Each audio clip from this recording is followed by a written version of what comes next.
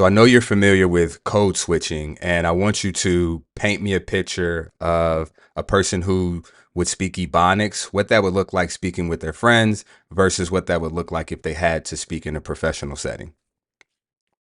Absolutely. So imagine someone chatting with their friends using Ebonics or African American Vernacular English, AAVE. They might say something like, "Yo, that party last night was lit. We was turned up all night, for real." Here, it's all about being relaxed and using informal expressions. Now, in a professional setting, the same person might switch it up and say, "Good morning. The event last night was fantastic. We were energized and engaged throughout." Here, they're using more standard English with a formal tone and precise language to fit into the professional environment.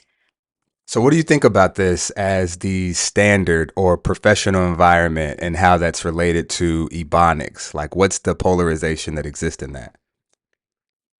The polarization between standard English and Ebonics often stems from social and historical contexts.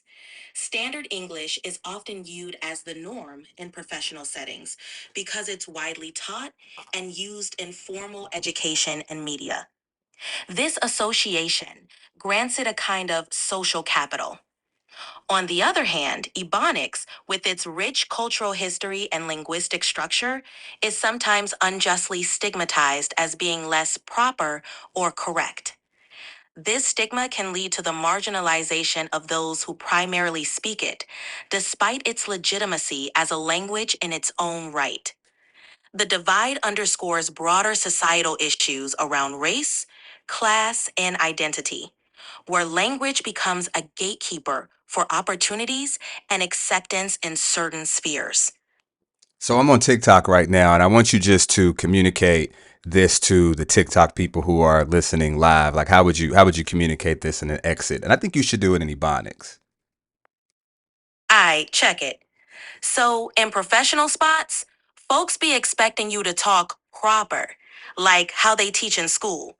But Ebonics, that's our real talk, got history and culture in it.